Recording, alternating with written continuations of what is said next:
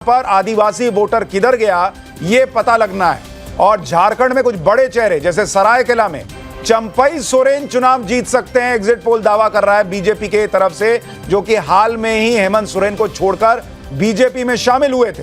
रांची की सीट यहां पर महुआ मांझी जेएमएम के वो हार सकती हैं और चंद्रेश्वर प्रसाद सिंह बीजेपी के जीत सकते हैं। रांची जो कि झारखंड की राजधानी है, वहां पर जेएमएम को झटका लग सकता है। इसके अलावा जमशेदपुर पश्चिम यहां बन्ना गुप्ता कांग्रेस के हार सकते हैं और जेडीयू के सरयू राय चुनाव जीत सकते हैं। जमशेदपुर पूर्व की सीट है, यहां बीजेपी की पूर्णिमा साहू चुनाव जीत सकती हैं और अजय कुमार जो कांग्रेस के नेता हैं वो चुनाव हार सकते हैं। जामताड़ा सीता मुर्मू बीजेपी की चुनाव हार सकती हैं। इरफान अंसारी कांग्रेस के चुनाव जीत सकते हैं जामताड़ा से। बरहेट की सीट हेमंत सोरेन यहां से चुनाव लड़ रहे हैं और हेमंत सोरेन अपनी सीट बचाएंगे, जीतेंगे, ये एग्जिट पोल दावा कर रहा है। गमालियल हेम्ब्रम बीजेपी के हार जाएंगे चुनाव। धनवार ये बाबूलाल मरांडी बीजेपी के यहां से चुनाव लड़ रहे हैं, वो अपनी सीट जीत सकते हैं, एग्जिट पोल का दावा है। इसी तरह से गांडे की सीट है, यहां जेएमएम की कल्पना सोरेन ये चुनाव जीत सकती हैं और मुनिया देवी बीजेपी की चुनाव हार सकती हैं। सिल्ली की सीट सुदेश महतो आजसू के चुनाव जीत सकते हैं और अमित कुमार जेएमएम के चुनाव हार सकते हैं। तो ये कुछ बड़े चेहरे जिनके बारे में हमने आपको बता दिया। अब आपको बताते हैं झारखंड में एग्जिट पोल के मुताबिक नतीजा क्या रह सकता है। 81 सीटों की विधानसभा है और वहां पर 41 सीट चाहिए बहुमत के लिए। एग्जिट पोल का दावा है कि बीजेपी गठबंधन झारखंड में भी सरकार बना लेगी। बीजेपी गठबंधन को 42 और जेएमएम गठबंधन को 38 सीट आ सकती है। अन्य के खाते में 1 सीट जा सकती है। यह अपने आप में बहुत दिलचस्प है। तहसीन पूनावाला, हालांकि झारखंड में भी बीजेपी की सरकार बनती दिख रही है, लेकिन आंकड़ा बहुत बड़े डिफरेंस वाला नहीं है, तो आपको कोई उलटफेर की गुंजाइश दिखती है? मैं एक चीज कह रहा हूं उसे आप क्योंकि कुछ भी ऑन एयर चला नहीं लिखवाइएगा मत, आप हर एग्जिट पोल में लिखवाते हैं, ऑन नहीं जाएगा। नहीं, मैं कह रहा हूं इंडिया अलायंस 50 सीट क्रॉस करने जा रही झारखंड में। एक अंडर करंट है जो किसी भी एग्जिट पोल ने नहीं कैच किया है, वही वाला अंडर करंट जो हरियाणा में था। नहीं, मैं हाँ, लेकिन हरियाणा में गलती हो गई थी, जैसे कुमारी शैलजा जी को उन्होंने इग्नोर किया।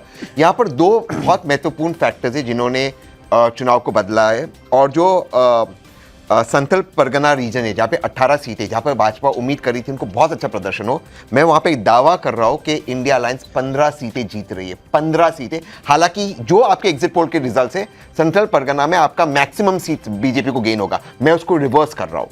दूसरी चीज देखिए, हेमंत सोरेन ने इलेक्शन को कैसे बदला। उन्होंने क्या कहा कि हिमंता बिस्वा शर्मा जी यहाँ पर कैंपेनिंग कर रहे, शिवराज सिंह चौहान जी यहाँ पर कैंपेनिंग कर रहे। उन्होंने एक माहौल बनाया कि झारखंड जो है गवर्न होगा आसाम से या दिल्ली से, और वो जो एक फैक्टर हुआ, प्लस जो गेन्स होने थे इस इलाके में बॉर्डरिंग वेस्ट बंगाल आसाम, ये गेन्स नहीं हुआ है। मैं अब भी कह रहा हूं 50 सीटों को क्रॉस कर रही है इंडिया अलायंस। कोई इस पे यकीन नहीं करेगा, एक स्वीप है वहां पर। आपने पिछले कई चुनावों में मुझसे शर्त लगाई है। हाँ। मुझे, मैं दर्शकों को बता दूं, लंच की। ये भाई साहब मुझे लंच खिलाने का तो ये आते नहीं लंच के लिए, और ये चुनाव का प्रेडिक्शन इनका गलत होता है, फिर ये मुझे कोई लंच नहीं खिलाते, मेरा फोन उठाना बंद कर देते हैं। इन्होंने मुझे एक भी बार फोन नहीं किया। ये मुझे नहीं पता था कि ये सबके साथ ऐसे कर रहा है।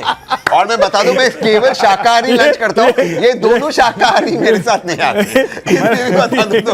ये भी आपको बता दूं। नहीं, लेकिन हर्षवर्धन भाई, क्या आपको लग रहा है कि अगर ये 42-38 एग्जिट पोल में दिख रहा है तो ये ऊपर नीचे भी हो सकता है? और इसका मतलब तो फिर अगर जेएमएम प्लस 38 पर है, इसका मतलब हेमंत सोरेन के साथ आदिवासी वोट इंटैक्ट है इसका मतलब। लेकिन निश्चित तौर पर हेमंत सोरेन के साथ आदिवासी समाज जुड़ा हुआ है। और मैं ये चाह रहा था, अगर 2 सीटों का मुझे पता चल पाए कि चंपई सोरेन और उनके बेटे चुनाव लड़ रहे हैं, उनकी क्या स्थिति दिखा रहा है। चंपई सोरेन तो जीतते दिख रहे हैं और उनके बेटे भी लड़ रहे हैं। बेटे का पता करता। तो एक तो ये बड़ा महत्वपूर्ण। दूसरा मैं ये कह रहा हूं ना कि आप अगर भारतीय जनता पार्टी की रणनीति देखें, एक समय में सोचिए ईडी, सीबीआई, राजभवन में त्यागपत्र सब हो गया था, फिर अचानक क्या हुआ होगा कि भारतीय जनता पार्टी ने हेमंत सोरेन पर सीधा हमला करना बंद कर दिया, क्योंकि लोकसभा चुनाव में साफ साफ दिख गया कि आदिवासी हेमंत सोरेन पर हमला बर्दाश्त नहीं कर रहा है। तो भाजपा ने रणनीति क्या बदली?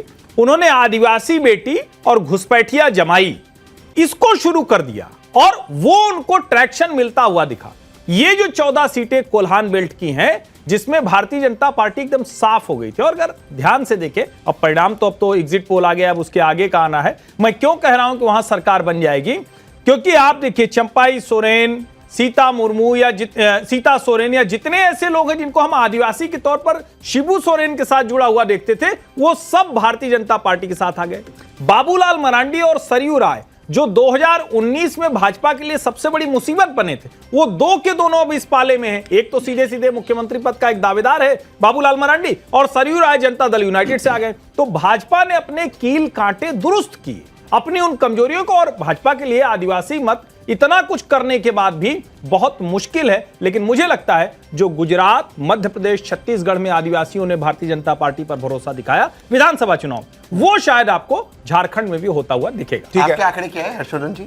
नहीं, नंबर मैंने नहीं दिया, मैं कह रहा हूं कि दोनों राज्यों में सरकार बनने जा रही है भारतीय जनता पार्टी। ठीक है अजीज भाई, आपको आपका एनालिसिस क्या कहता है?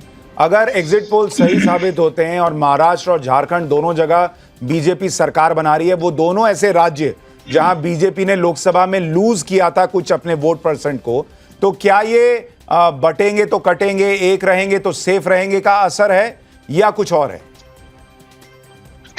देखिए सुशांत भाई, जो एग्जिट पोल में दिखाया जा रहा है और ये बहुत दावेदारी के साथ और बहुत मजबूती से इस बात को मैं रखना चाहूंगा कि जो हालात रहे हैं महाराष्ट्र के और झारखंड के, मैं बिल्कुल ईमानदारी से कहना चाहूंगा कि अंडर करंट रहा है, उसको एनालिसिस किया नहीं जा सकता, क्योंकि एग्जिट पोल से वो तय नहीं किया जा सकता कि महाराष्ट्र की स्थिति एक्चुअल क्या बनेगी और झारखंड की क्या बनेगी। क्योंकि जो आंकड़े आएंगे, जो वाकई में रिजल्ट आएगा, वो बहुत चौंकाने वाला आएगा और वो बिल्कुल अलग आएगा। अजीज भाई, आपका अपना आकलन क्या है महाराष्ट्र और झारखंड में कितनी सीटों का? सर, आज मैं बता रहा हूं, चुनाव खत्म हो गया, एमबीए 145 140 से कम नहीं आएगी, आप समझिए। अच्छा। और अदर्स को मिला करके सरकार बनाएगी। और झारखंड में? झारखंड में स्थिति यह है कि 50 और 51 के आसपास आएगी। 50-51। सिद्धार्थ भाई, अजीज भाई अभी भी उम्मीद रख रहे हैं और रखना भी चाहिए, एग्जिट पोल को ये फाइनल नतीजा तो है नहीं, लेकिन वो ये कह रहे हैं कि एक अंडर करंट है जो एग्जिट पोल पढ़ नहीं पा रहा है और बीजेपी को वही अंडर करंट जो है वो करंट देगा।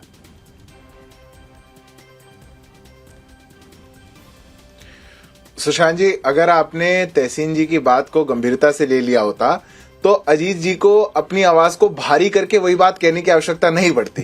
उन्होंने बहुत आवाज को भारी करके कहा कि अंडर करंट है, और वो हर बार कहते हैं, उनका काम भी है कहने का। एक आंकड़ा मैं भी आपको दे देता हूं।